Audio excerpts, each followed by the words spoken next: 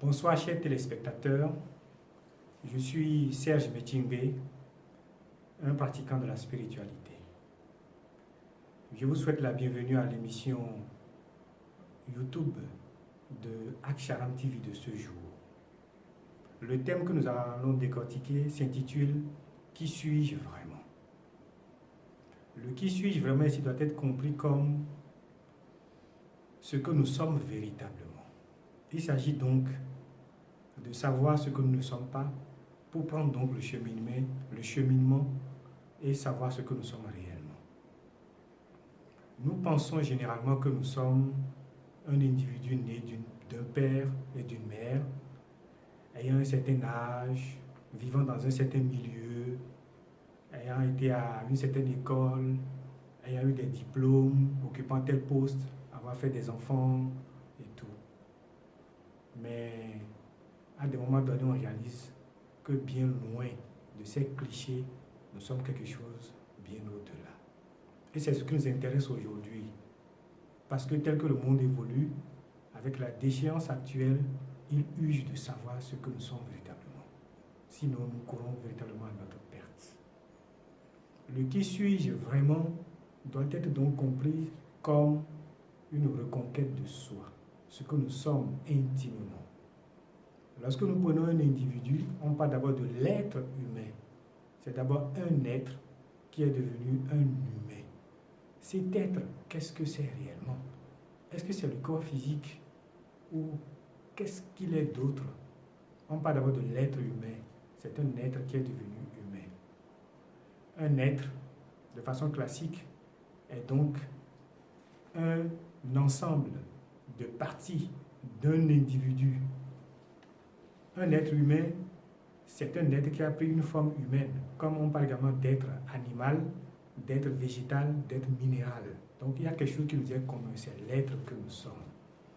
Donc intimement, nous sommes quelque chose de plus grand que d'abord le physique qui fait partie de l'être, pour ainsi dire, qui est une création de l'être, de l'éthérique, c'est-à-dire le corps énergétique, le corps sur lequel se bâtit, à partir duquel se bâtit le corps physique. C'est le soubassement du corps physique, c'est la charpente du corps physique. Ensuite, quand vous prenez un être humain, il a des émotions. C'est un être émotionnel. On dit qu'il a un corps émotionnel, qu'on appelle également un corps astral. Ensuite, il a un corps causal, c'est l'ensemble des choses qu'il arrive à faire ou qu'il ne fait pas, qui constitue donc une partie de lui également. Il a également un corps mental, l'ensemble de ses pensées. Il a une activité subconsciente dont lui-même n'a pas conscience directement, qui peut le revenir après.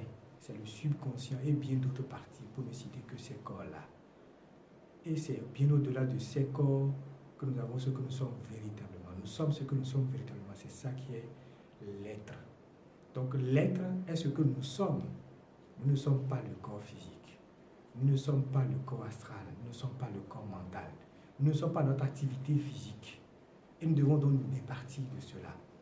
Celui qui se colle à son corps physique et pense qu'il n'est que corps physique exclusivement, celui-là court forcément à la mort. Et vous allez voir certaines personnes qui dans la société se perdent carrément parce qu'ils se confondent uniquement à leur corps. Ou ils se confondent uniquement à leur mental. Ils sont tout le temps dans les pensées et les pensées les emportent.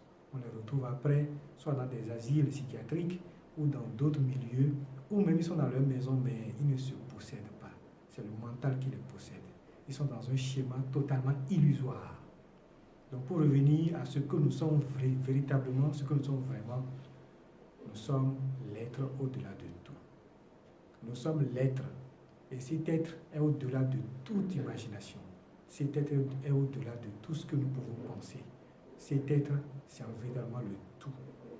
Le tout, à la fois dans le physique, comme dans l'astral, dans le mental et au-delà du mental. C'est ce que nous sommes véritablement.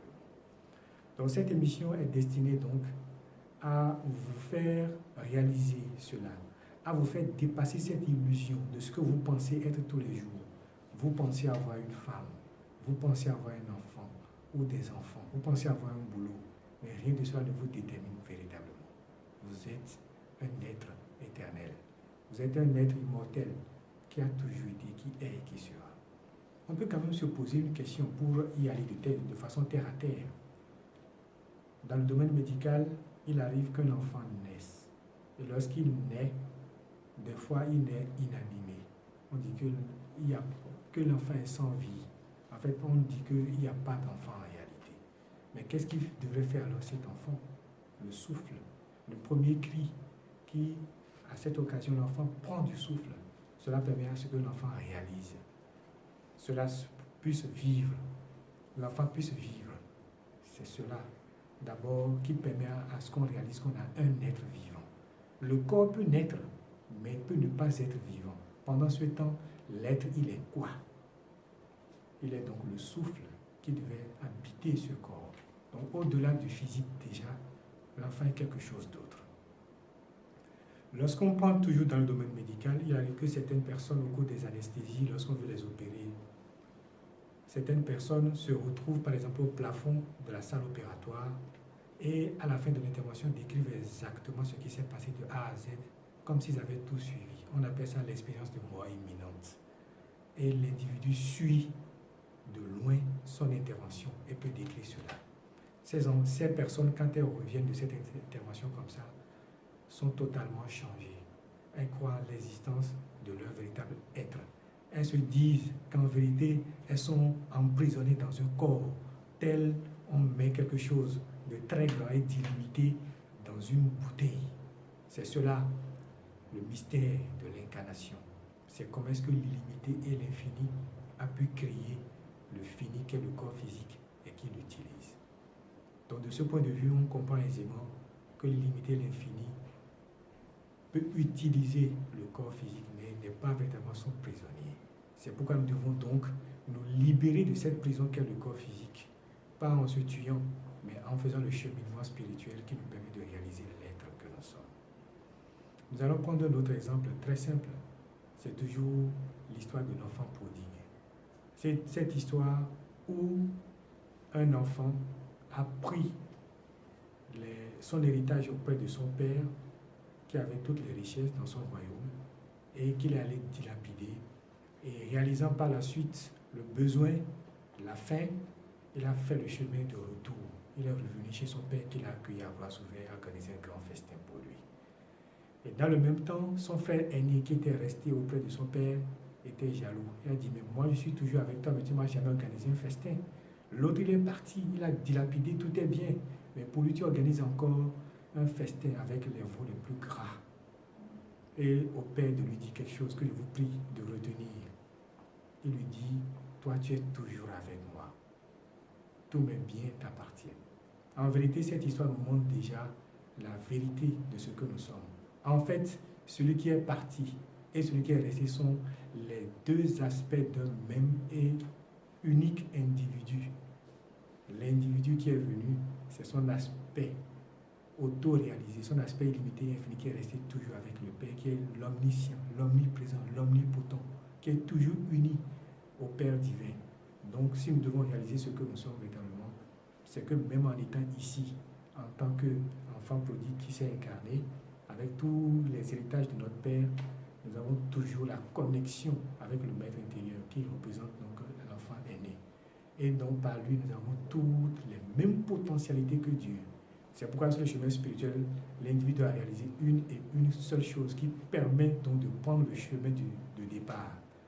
Réaliser que vous êtes Dieu et fils de Dieu. C'est en cela que dans la Genèse, on nous a dit, ne savez-vous pas que vous êtes... Non. D'abord, dans la Genèse, on dit, je vous ai créé à mon image et à ma ressemblance. Et quelque part, Jésus même dira, ne savez-vous pas que vous êtes des dieux? Donc sur le chemin spirituel, on ne peut l'accomplir, on ne peut évoluer que lorsqu'on réalise tout d'abord qu'on est Dieu et fils de Dieu. Car seuls les dieux mangent et boivent à la table des dieux. Je vous prie donc de reprendre les choses autrement, d'analyser alors les choses autrement, de voir la nécessité du chemin spirituel, la nécessité du chemin spirituel qui doit vous conduire à la réalisation de qui vous êtes vraiment. Je vous remercie d'avoir suivi cette émission.